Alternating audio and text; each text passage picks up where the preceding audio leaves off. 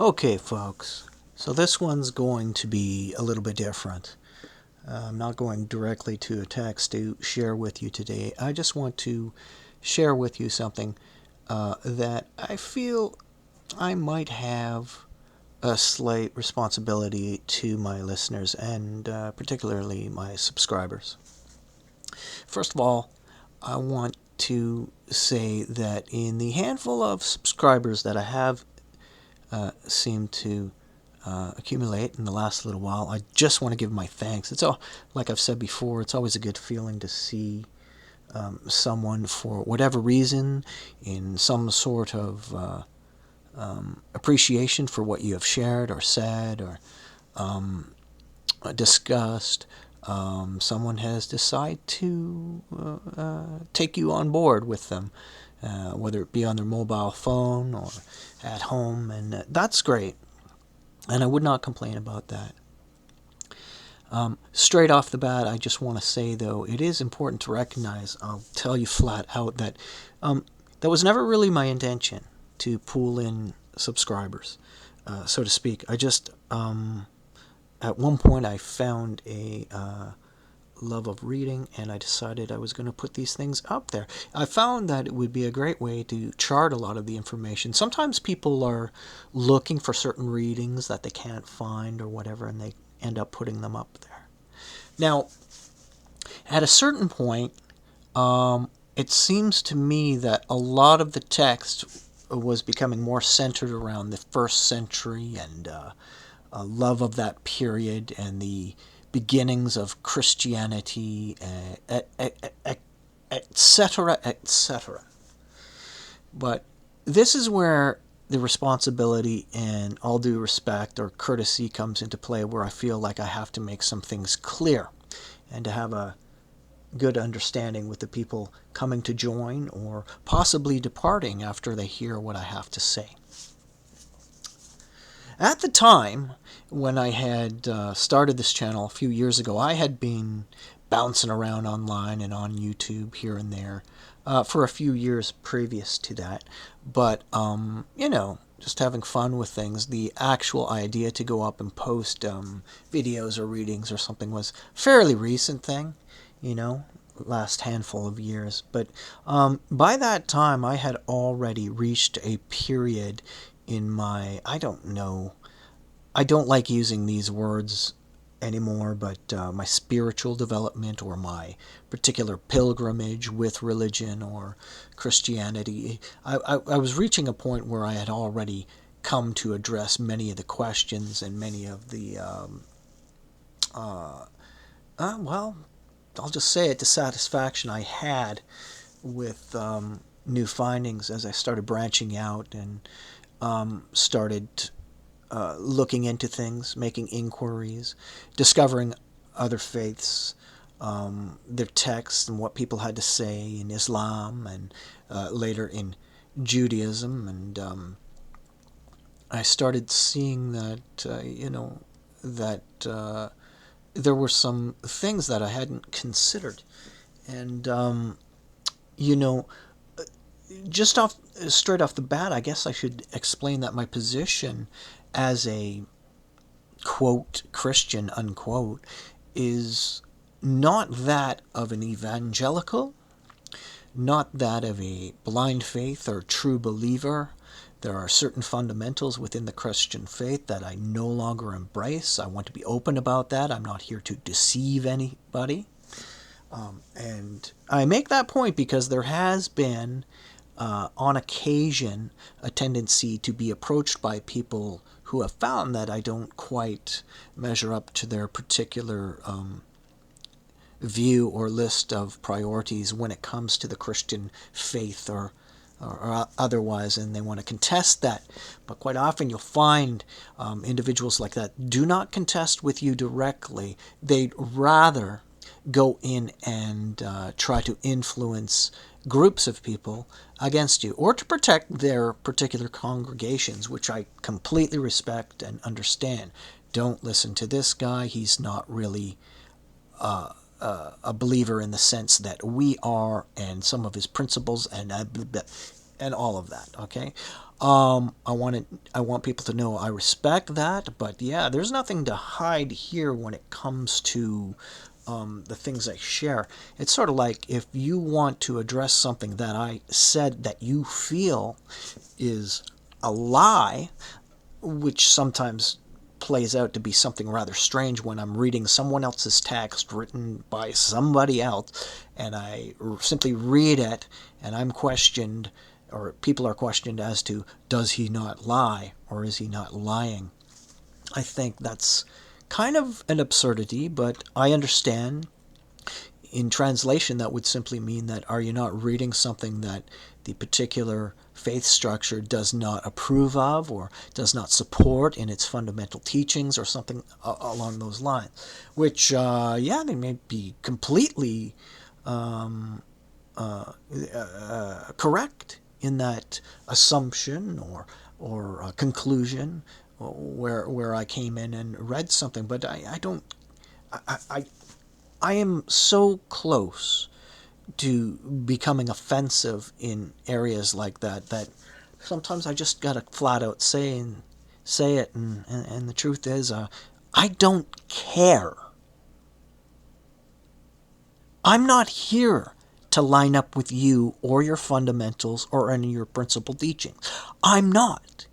And if you have a contention, I have no problem with explaining to you why I don't feel the same way you do. Okay? But I don't want it to go on and on and on. I just want to explain my position. But I don't want to preach my position. Do you understand the difference? Right? Now, I want to put that out there. Like, I'm not an evangelical. Like I say, many of the fundamental teaching, I am more, what I became more a fan of is, I went on a search for the historical Jesus, and some of the findings were quite surprising. And I wanted to find out more about the, I'm sorry, I'm just going to say it, the evolution of this particular faith, and how one idea led to another, and where, well, it sprang from. It is not, I'm sorry, simply an offshoot or springing out of what you would call the so-called Old Testament. It is not simply prophecies extending into Christianity. It is not. Not. It is for those who began those thin end of the wedges in the first century. It is certainly that for them. But these are completely different structures altogether. And those are just, that's just one of the conclusions I reached when I found these things. So the debate is always there. I mean, it's there. It can be contended with. People can discuss things. But I think it's important for people to understand that when they do that, they're explaining their particular point of view. And they can tell you why they've reached that point of view. But this particular search has led me to a situation where I did find the historical remnants of something that began the faith in the first century. But just jumping ahead in conclusion, because you can't cover that in one video, I would simply say that I think both the rabbinical and Orthodox Judaism's position on Jesus, as well as the modern day evangelical faith-bearing modern Christianity today, I think both of their viewpoints on this is going to shock some people and even offend them, that I think both of their positions are, in some senses, inappropriate, all round inappropriate. I think there was something. Well, there's certainly something in the position of, say, someone like Robert Eisenman. Now, I would have to agree with him on many points, not everything, but his work, in a way, introduced me to some newer questions, right?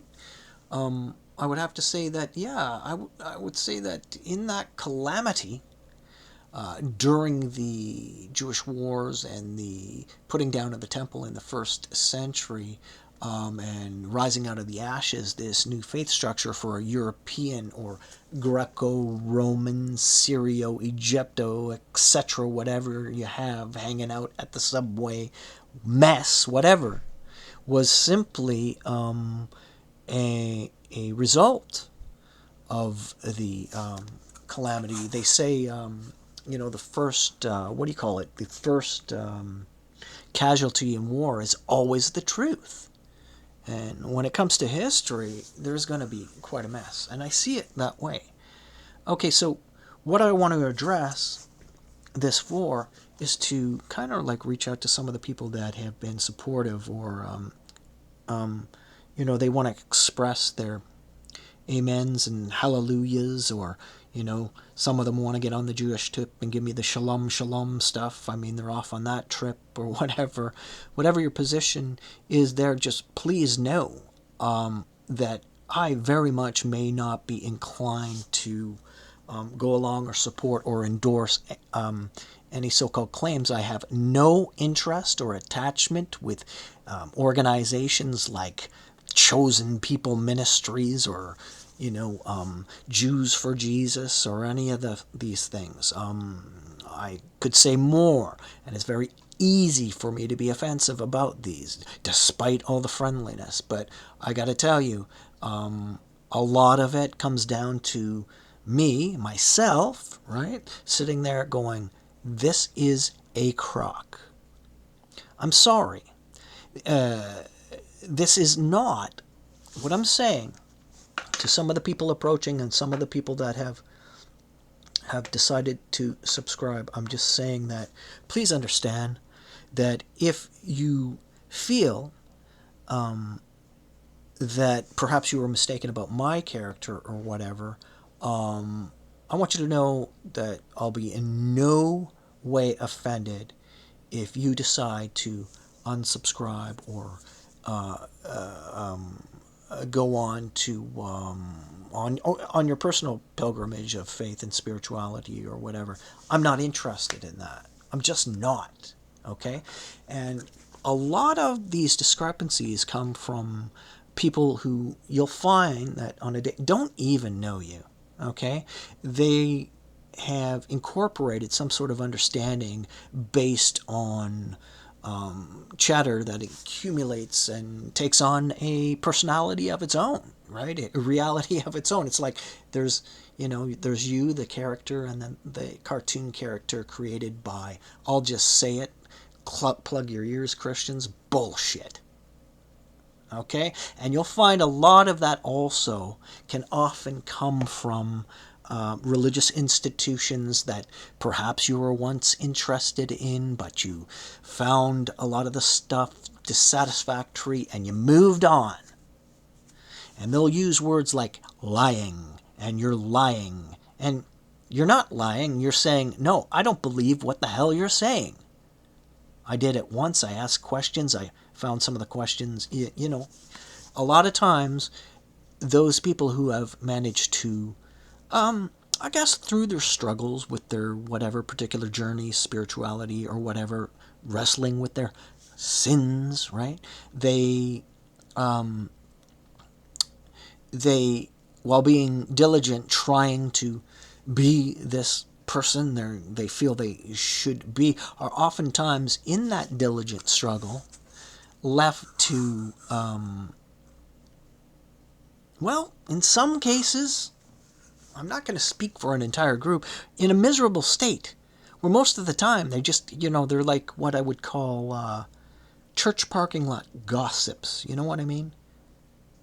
Who's having relations with who's drinking, who's smoking, who's swearing, who's saying this, you know what I mean? It helps them, and I'm not talking about an entire character of a particular group or congregation, but it helps them to justify their position, right? They kind of I look at this in terms of psychology. I'm not talking about describing a despicable person, but I do think it's faulty. Like there is some folly there in character that the person has not come to an awareness yet, perhaps never will. Some of these things have to do with IQ, and some of them have to do with the stupidity of hero worship. That's what gets people killed oftentimes. And I bet Jesus was no exception there. You know, well, that's just like these are the same kind of IQs that had they not been religious, they would be obsessed with celebrity and what do you call that? Scandal, slander, that sort of thing, right? Where the person's up there one day and then they got to turn, like they're obsessed with this kind of mentality. And I am, how do I put this? So unobsessed with that kind of person or that kind of people or that kind of group or circle. To be blunt and bold, I see it as shit. I see it as a bottom-feeding, miserable state. A particular human being I don't want around me. I mean, they can't grow themselves, so somehow they're trying to pull other people down. But again, I'm not talking about entire congregations. I'm talking about people I no longer have anything in common with. Right? Have you ever, I'm sure a lot of people can feel this way. They've grown past certain individuals. And those people become offended sometimes. Often is the case, because they're like, well, who do you think you are? Right? It's taken way too personally, if you know what I mean. Again, these things are cropped up. But, I mean, there's so many topics and so many questions, and there's so much opportunity for dialogue and exchange of views. It isn't funny. Now, I don't do a lot of that here. Sometimes I leave the most of that in my comments. I'm often abrasive and oftentimes offensive, even, to the point where I get very aggravated from something that I perceive as stupidity. Now, you can question whether or not I have that right or whatever. We all have our opinions and all that baloney, and nobody's perfect. And, shove it, okay? Those things are all true, but that's neither here nor there when you're trying to determine the truth within an issue. Yeah, so I just want to say that, this isn't a Jesus Quest channel. It's not that. In fact, if you look at the beginnings of the channel, well, I mean, a lot of the playlists and stuff have a multitude of different interests. Arts and literature and health and fitness and nutrition and history and all those things. But a lot of those things were stripped down and made private on this particular channel. I won't get into that. Why? But I have a lot of other interests that are quite outside this channel, if you know what I mean. And the whole 4chan mythos out there. I mean, it's such bullshit, folks. Anyone can have 4 channels. But I don't want to get into that. They're so stupid. But anyway, I don't mean 4chan in particular. I mean anyone thinking that it's some sort of... Anyway, this particular channel was geared towards that period. The first century, the development of ideas during that time, and the surrounding history around it. Sometimes it's, fictional drama. Sometimes it's deep historical studies or analysis. Those things are interesting to me. I'm sorry if they're not interesting to you. That's fine too. But I find the response to a lot of this stuff on the negative end. On the negative end, I find a lot of the response is of a handful of, goes in a handful of veins.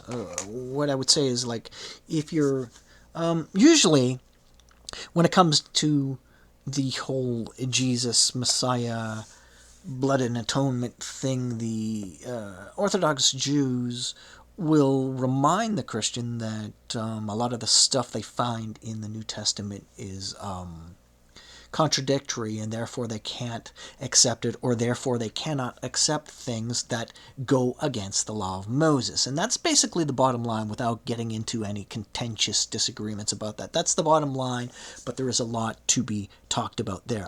Quite frankly, in the end, what I found over the years was that it's a complete waste of time. Okay? You know? So, on a scriptural basis, on a matter of Jewish law, the Jews can't accept that stuff. They can't. They can't even accept the principle of you're centering in on a man that walked the earth, because they see it not just through graven images as idolatry, but that whole principle as ultimate idolatry. And they can't do it. Okay?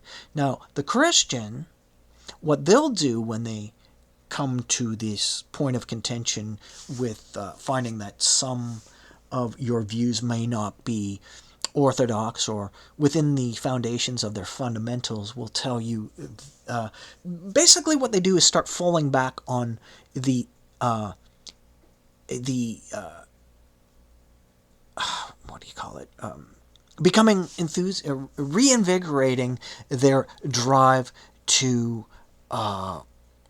explain to you the principles of the faith and why you must accept Jesus as your personal Lord and Savior, and that He was the Lamb of God to take the sins away from to take the sins of the earth away, and that reiterating John's reference to in the beginning there was the Word, and the Word was with God, and the Word was God, which is basically not John's at all, but something that had preceded him through the concept of Philo concept of Philo in Alexandria. Well, it was a popular taking on at the time. The Logos. All that, right? The Son of God, and all of these things. I'm not at this particular point, I'm not going to contest with you or argue with you about these things, but they'll come to these principles, and that only through Him can you be saved, and without Him you're damned, and all the Pauline being, the Apostle Paul or Saul of Tarsus. Some combine these two into one individual, whatever the case may be. The retraction away from the law,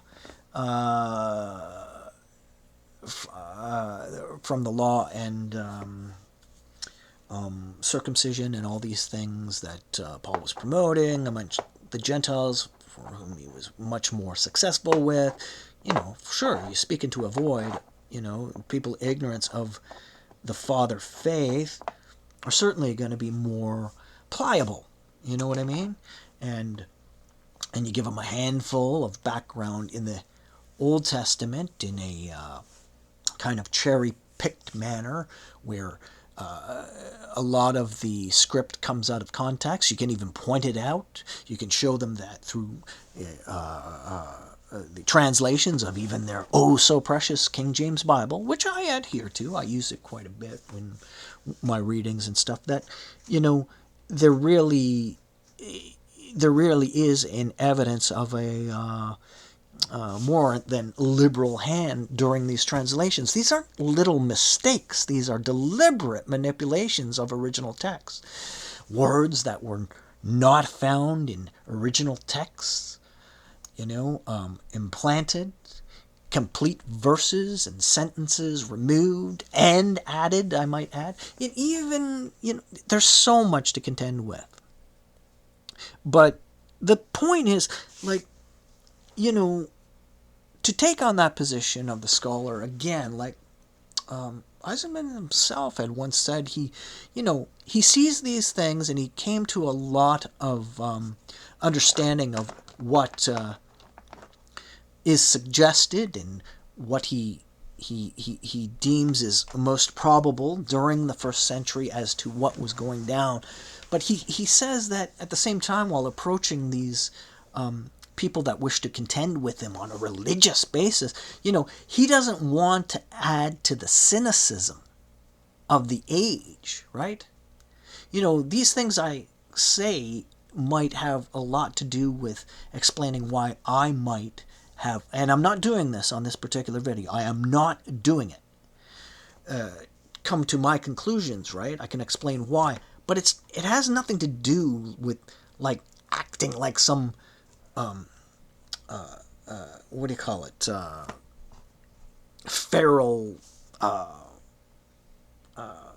atheist or something, right?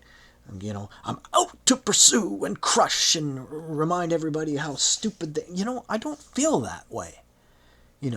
I may have a core belief in the Almighty, but I sometimes don't think the crustacean-like armament around these fixed religions represent that to the utmost sometimes. So I might have a tendency to contend with it.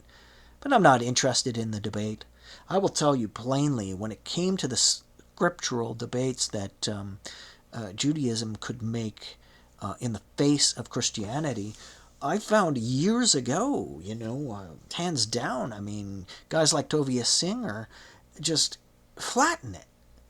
And I've watched the debates, and guys like, Dr. Michael Brown, like, they're no different than any other blind faith minister I've encountered. Like, they just cannot, there's an unwillingness there, and I've watched, it's, to me it seemed obvious that there was a element of cognitive dissonance where some particular believers just cannot let go of these fundamental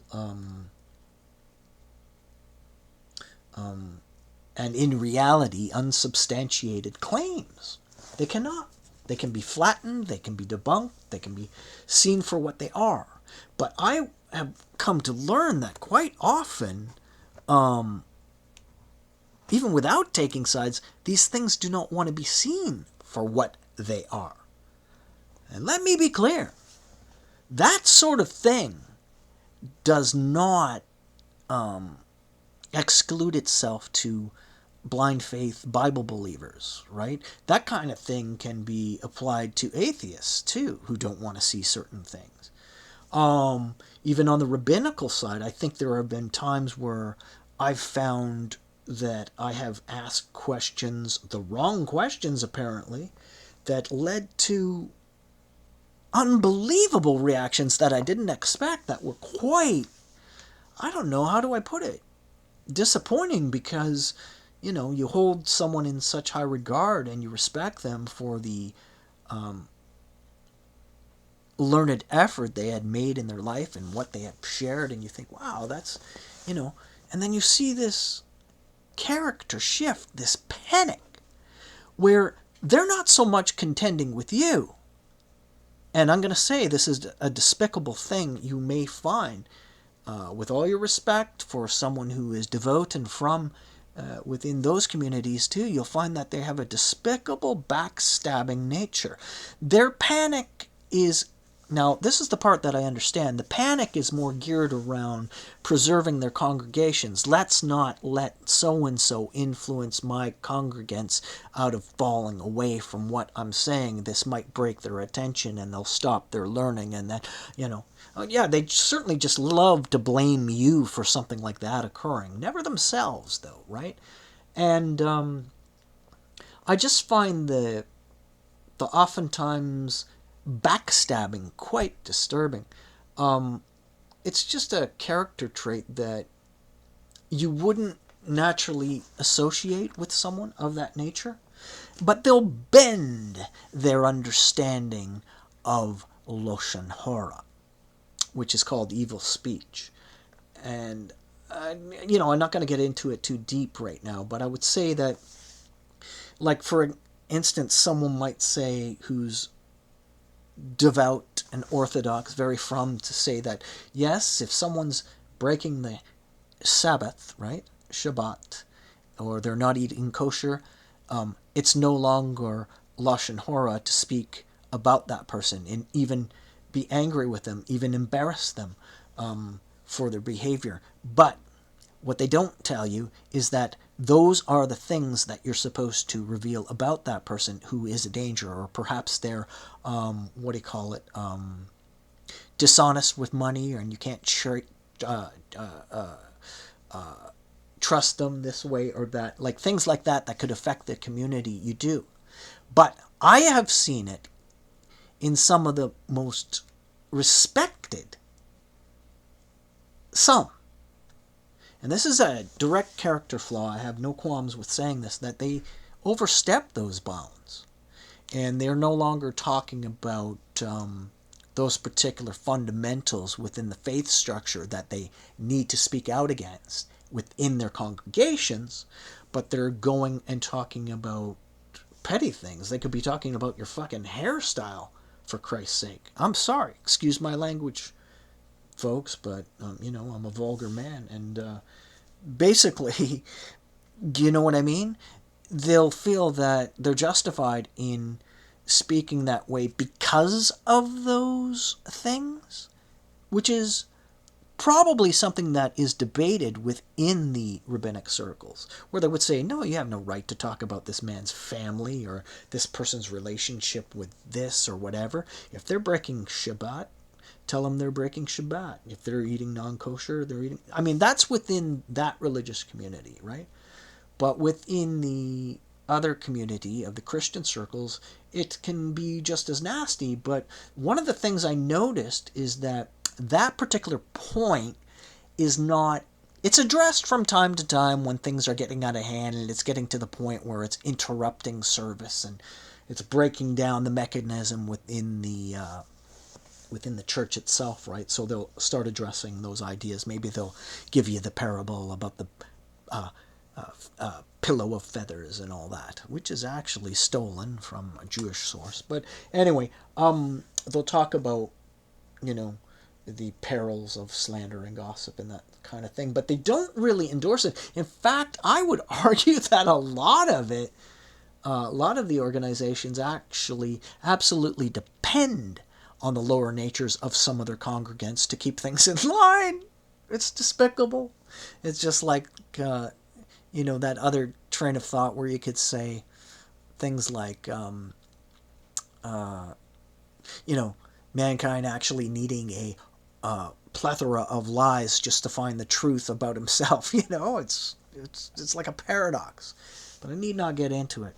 But the point of this was that I just wanted to get these things out there and to have you understand that, whatever hints or walk away feelings you have with something that's been shared on the channel, know that, I might not be inclined to your directives, and I might not be inclined in some sort of blind faith. I don't think I'll be joining any congregation anytime too soon. In that event, my inclinations are elsewhere. I cannot, because I do not believe. I hope you can understand that. And when I say I do not believe, I don't hold belief as some sort of core value anyway. I became a knowledge over faith kind of guy. You know what I mean? Right? Or well, at least not. Better said, not knowledge over faith, but knowledge over belief. Beliefs are nothing. I could believe in my tree in the backyard, right? Is God, I mean, what I'm saying is, I'm not inclined to those things. I've been through it, folks. Been through the ringer, and I haven't been that zealous for that kind of faith structure since the 90s, okay? And, but I always had an interest in the history of the period and an understanding of how these ideas form, like I've said. So that's where I'm at. And so that's why you'll often see I'm sharing a plethora of different writings and teachings, which I know, I'm sorry, I'll just say it, piss off rabbis, piss off ministers, piss off people, and particularly piss off, the church parking lot gossips, right? You know, they're the ones that are the most angry, okay? But I don't care about you. And I won't be told what I will share on my channel and what I will not share, okay? No one's going to do that. Everyone's welcome here to take part in it. But you don't tell me not to share religious topics. Who are you? You don't. I don't care about you. I don't care about your church. I mean you no harm. You're welcome. You're also welcome to leave, okay? So take your information and take your little fallen hero rhetoric with you and shove it, okay? I won't take it from anybody. And it's not just pride, but I'm not of this ilk, people. And I want you to understand, if you're getting a glimpse of my character or where I'm at, and you feel that you're uncomfortable with that and you decide to leave or unsubscribe, I want you to know I won't be offended, and that I'll respect that, but I don't waste time with it. Okay? Right? Not interested in it. Don't believe in half of it. When I came across Kazantzakis' writing, The Last Temptation of Christ, that was when the movie came out. I caught it on what was called pay television back in the day, and within that same year I had picked up a copy of his book in I think it was like a warehouse, what do you call it, like bargain basement book sale kind of thing that was in the local flyer, and me and my wife went down there and we picked up a bunch of books, and that's when I first got interested in it. As a piece of literature and a description of Anikos's particular relationship, remote or close as it was, whatever it was, I found it was great. It was fascinating. It was a very interesting visualization. It was a vision, his vision, It wasn't meant to take seriously. Now, but at the time, I would say that here's how funny it gets, folks, right? For someone with no real study in that area, someone might come across that writing or see a clip in the movie and be inspired spiritually. I mean, I'm not concerned with that, but I can certainly understand that, because I'll tell you, back in the day when I first saw that, they were showing the scene. It was from the Book of Mark. The scene where they're about to stone a woman, and Jesus stands up with the rocks and says, "Who of you hasn't sinned?" Right? Come up and cast the first stone. And I was like, wow, that's really blow away, really emotionally charged. What was that? What was the actor? William Dafoe and was it Barbara Hershey? Was her name? I think, as Mary Magdalene or whatever. Very moving, and I was moved by that, and I started becoming at around that time. Aware that there was an area of study that I'd like to dabble in and get, start looking into. That may have been my inclination towards those things for me at that time, but it's funny.